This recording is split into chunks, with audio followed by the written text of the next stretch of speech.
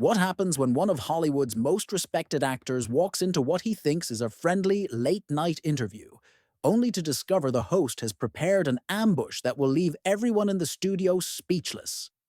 Tonight, we're diving into the shocking confrontation that had Benedict Cumberbatch storming off Jimmy Kimmel's set. And trust me, you won't believe how this whole thing unfolded. Make sure to hit that subscribe button and drop a comment below because this story gets wild. Let's get into it. It was supposed to be a routine promotional appearance. Benedict Cumberbatch had just wrapped filming on his latest project, and his publicist had booked him on Jimmy Kimmel Live to discuss his upcoming work. The British actor arrived at the studio in good spirits, having done countless interviews over his career. He was known for being articulate, charming, and professional in every media appearance. What he didn't know was that Jimmy Kimmel had spent the entire week building up to this moment, preparing what he thought would be comedy gold. As Cumberbatch settled into the guest chair, adjusting his perfectly tailored suit jacket, the studio audience gave him a warm welcome. The cameras rolled, and Kimmel launched into his opening remarks with that trademark smirk that regular viewers knew all too well. But something felt different tonight.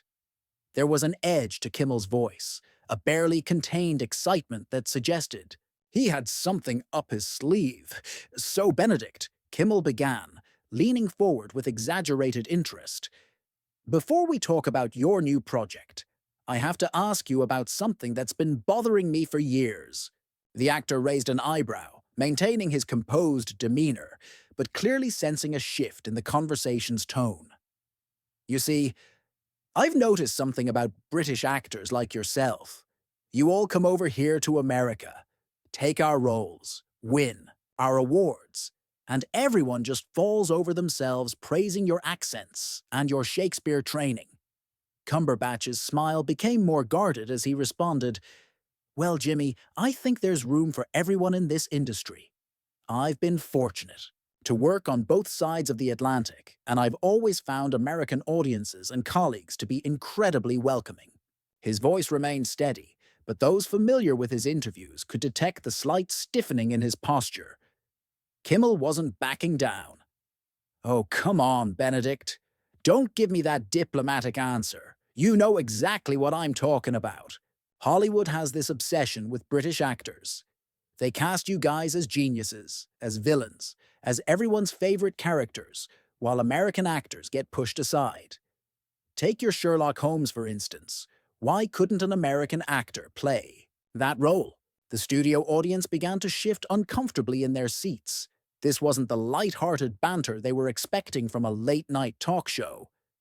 Cumberbatch maintained his professionalism, though his jaw tightened slightly. "Jimmy, Sherlock Holmes is a British character created by a British author. The show was produced by the BBC in Britain. I'm not sure I understand the issue here." "The issue," Kimmel said, his voice rising slightly, "is that you Brits have convinced everyone that you're just naturally better actors, that your training is superior, that your voices are more sophisticated. It's like some kind of colonial hangover where Americans still think the British are just inherently more cultured than we are." Cumberbatch set down the glass of water he'd been holding and looked directly at Kimmel. "I think you're mischaracterizing something here, Jimmy. No one has ever suggested that talent is determined by nationality. I've worked alongside incredibly gifted American actors throughout my career. Robert Downey Jr., Scarlett Johansson, Benedict Wong, who's British-American actually, the list goes on and on. But Kimmel was just getting started. He had clearly prepared for this moment and wasn't going to let Cumberbatch deflect with reasoned responses. "See, that's exactly what I'm talking about. Even when you're trying to compliment American actors, you do it in that condescending way, like you're patting us on the head and saying, 'Good job' to the colonials." The tension in the studio was becoming palpable. Audience members were looking at each other with confusion and concern. This had moved far beyond playful ribbing into something that felt genuinely hostile. Cumberbatch's publicist, watching from the wings, was already reaching for her phone.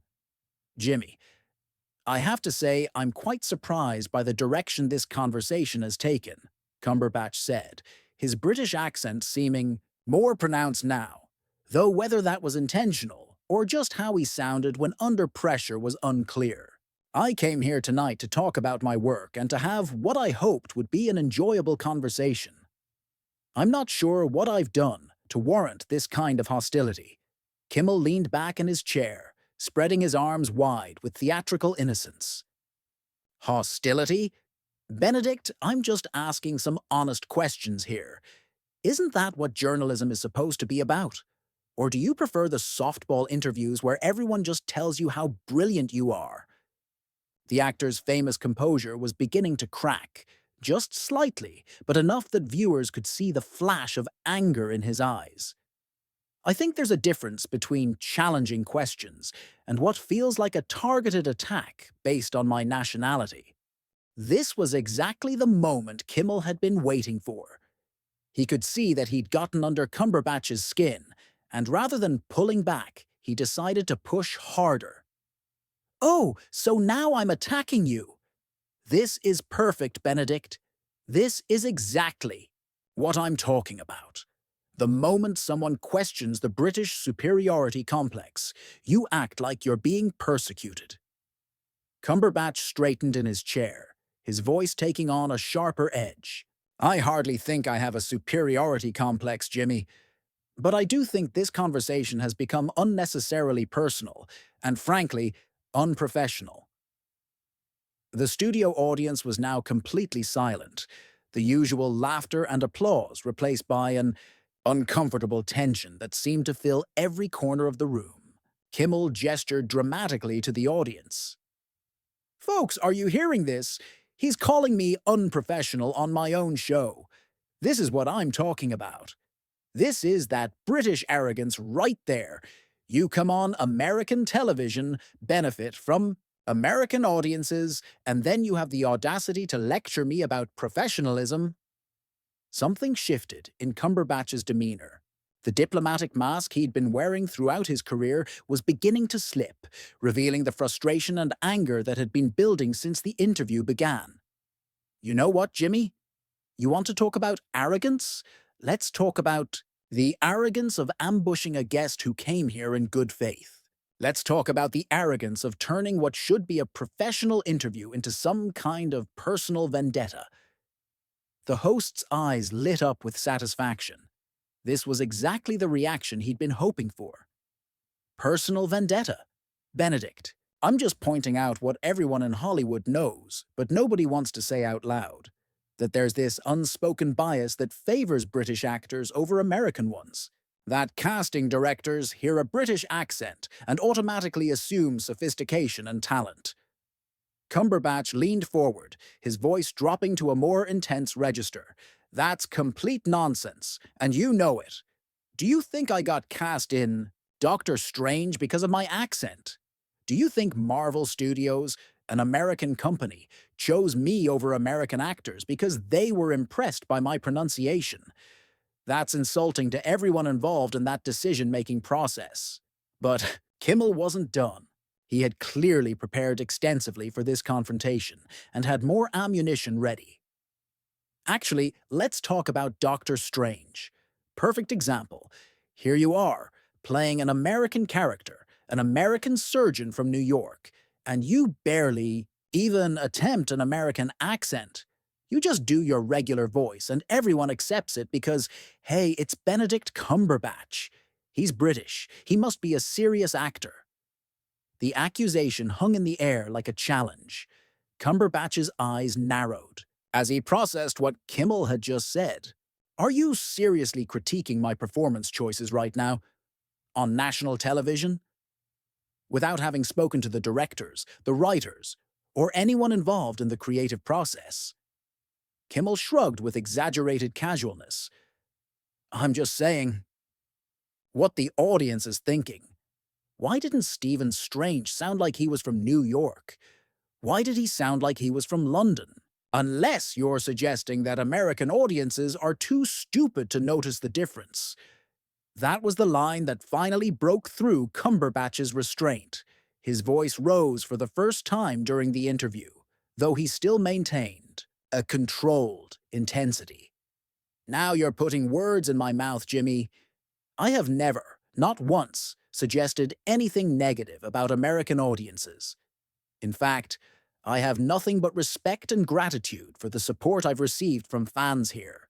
What I don't have respect for is this kind of manufactured controversy. The host leaned back with a satisfied smirk. Manufactured. Benedict, I'm just asking questions that a lot of people have been thinking.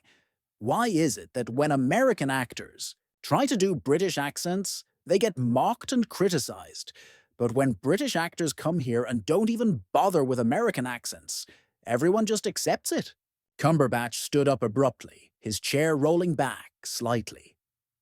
The sudden movement caused a ripple of surprised murmurs from the audience. You know what, Jimmy? I think I understand what's happening here. You've decided to make me the target of some misguided crusade against British actors in Hollywood, but I'm not going to sit here and be your punching bag for whatever insecurities you're dealing with. Kimmel's eyebrows shot up in mock surprise. Insecurities? Oh, this is rich. Now, the British actor is psychoanalyzing the American host. Tell me, Benedict, did you learn that technique at drama school, or is that just natural British condescension? The insult was deliberate and cutting, designed to provoke exactly the reaction it got. Cumberbatch's composure finally cracked completely. You want to know what's condescending, Jimmy?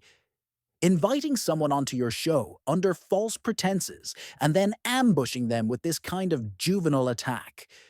You want to know what's unprofessional? Using your platform to settle some imagined score instead of actually interviewing your guest. Kimmel seemed to realize he'd pushed too far, but instead of backing down, he doubled down with even more aggression. Oh, so now I'm juvenile. Now I'm unprofessional. You're really going to sit there, on my show, in front of my audience, and insult me? His voice was rising now, matching Cumberbatch's intensity. This is exactly what I'm talking about. This superior attitude, this idea that you can just dismiss American entertainment as beneath you.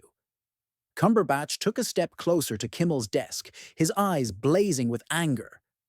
I never said anything was beneath me, Jimmy. But this, what you're doing right now, this is beneath the standards of professional television. You've turned what should have been a simple promotional interview into some kind of nationalist attack, and frankly, it's embarrassing. The word embarrassing hit Kimmel like a slap. His face flushed red as he stood up behind his desk, pointing an accusatory finger at his guest. Embarrassing? You want to talk about embarrassing? You coming on my show and acting like you're too good to be here. That's embarrassing. You talking down to me and my audience like we're some kind of inferior Americans who should be grateful for your presence. That's embarrassing. The studio had fallen into complete silence except for the two men's raised voices.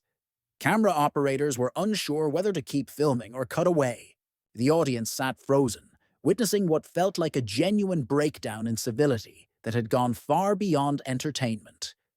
Cumberbatch's voice dropped to a dangerous whisper that somehow carried more weight than his earlier shouting. Jimmy, let me be absolutely clear about something.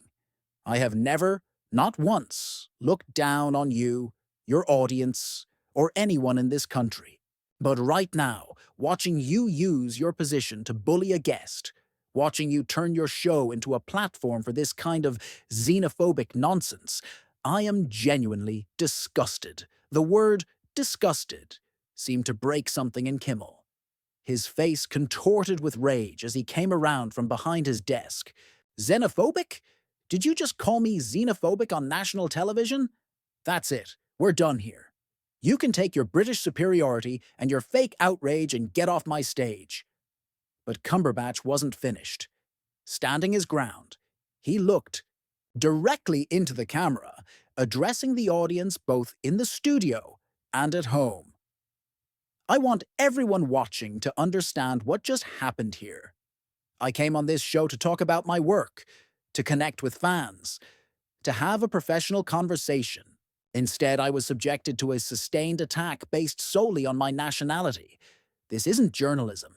This isn't entertainment. This is just prejudice dressed up as comedy. Kimmel was practically shouting now, his face red with fury. Get him. Out of here. Security! I want him off my stage right now. He turned to the audience, gesturing wildly. This is what we get, folks. This is the thanks we get for giving these people a platform. They come on our shows and then lecture us about prejudice. Cumberbatch remained calm as security approached, his dignity intact despite the chaos around him. You know, Jimmy, you've actually proven my point better than I ever could. When faced with legitimate criticism of your behavior, you resort to shouting and throwing around accusations. You've shown everyone exactly who you really are. As security personnel appeared at the edge of the stage, Cumberbatch straightened his jacket and looked one final time at Kimmel. I feel sorry for you, Jimmy. I really do. And I feel sorry for anyone who thinks this kind of behavior is acceptable. He turned to leave, then paused and looked back. Oh, and for the record, I use my natural speaking voice as Dr. Strange because that's what the directors asked for. But I suppose actually researching your claims would have interfered with your little performance here. Kimmel was beside himself with rage, pointing dramatically toward the exit. Just go. Get out. Take your lectures and your condescension and get out of here. His voice cracked slightly, the strain of the confrontation finally showing through his anger. As Cumberbatch walked toward the exit with measured steps, he turned back to address the studio audience one final time. I apologize to all of you for being part of this spectacle. You deserved better entertainment tonight, and frankly, so did I. The dignity in his voice made Kimmel's continued shouting seem even more unhinged by comparison. The cameras captured every moment as one of Hollywood's most respected actors walked off the stage while the host continued his tirade behind him. The contrast was stark and damning. Cumberbatch's controlled exit versus Kimmel's loss of composure painted a clear picture of who had maintained their professionalism and who had completely abandoned it. The studio fell into an uncomfortable silence as Cumberbatch disappeared through the exit. Kimmel stood alone on his stage, breathing heavily, suddenly aware of how his behavior looked to everyone watching. The audience sat in stunned silence, unsure how to react to what they'd just witnessed. And that's how one of the most shocking moments in late-night television history unfolded. What started as a routine promotional interview became a career-defining moment that revealed the true character of everyone involved. Make sure to subscribe if you want more behind-the-scenes stories like this one, and comment below with your thoughts. Do you think Cumberbatch was right to walk off, or should he have stayed and tried to defuse the situation?